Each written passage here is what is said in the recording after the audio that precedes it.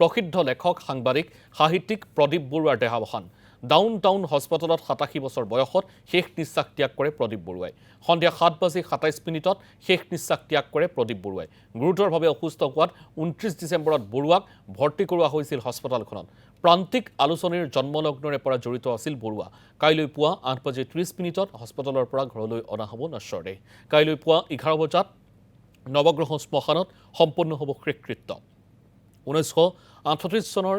3 ছেপ্টেম্বৰত ডিব্ৰুগড়ত জন্মগ্ৰহণ কৰিছিল প্ৰয়াত বৰুৱাই গুৱাহাটীৰ ডনবস্কো স্কুলৰ পৰা বৰুৱাৰ আৰম্ভ হৈছিল স্কুলীয়া শিক্ষা কটন কলেজৰ পৰা স্নাতক ডিগ্ৰী লাভ কৰিছিল প্ৰদীপ বৰুৱাই সিংহপুৰুষ ৰাধা গোবিন্দ বৰুৱাৰ কনিষ্ঠ সন্তান প্ৰদীপ বৰুৱা মাত্ৰ কেইদিনমান পূৰ্বে মৃত্যু হৈছিল ভাতৃ প্ৰফুল্ল গোবিন্দ বৰুৱাৰ 2021 চনত বৰুৱাক প্ৰদান কৰা হৈছিল স্বাধীন প্ৰতিদিন গোষ্ঠীৰ এচিভাৰ্ছ এৱাৰ্ড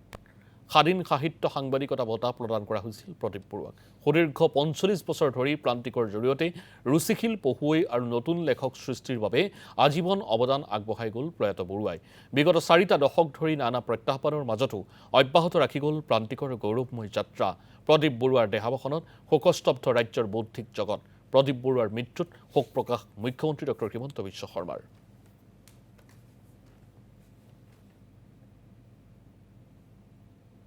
আমি হস্পিটেললৈ আনিছিলোঁ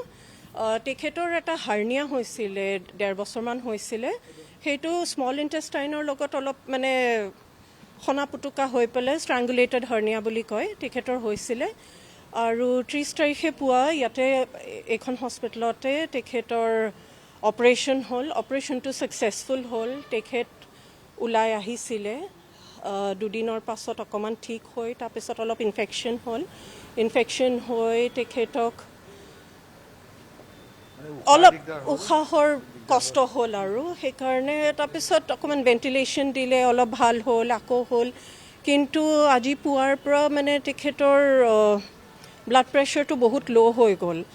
আৰু সেইটোৱে মানে হাৰ্টতো অলপ এফেক্ট কৰিলে অৱশেষত 6:30 বজাত তেখেতৰ এটা কাৰ্ডিয়েক এৰেষ্ট হ'ল আৰু 7:27 সন্ধিয়া আজি আমি তেখেতক হেৰুৱালোঁ আজি আমি শৰীৰটো নিনিওঁ বুলিয়ে ভাবিলোঁ কাৰণ ইমান ঠাণ্ডাত কাকো কষ্ট দিব নোৱাৰি মোৰ মাও অলপ অসুস্থ হৈ আছে আৰু আজি ইয়াৰে মৰ্গত ৰাখিম হস্পিটেলৰ আৰু কাইলৈ আমি ঘৰলৈ 8:30-9 বজাত আমি ঘৰলৈ নিম ইয়াৰ পৰা আৰু তাৰপাছত 11 বজাত আমি নৱগ্ৰহ শ্মশানলৈ লৈ যাম নৱগ্ৰহ শ্মশানলৈ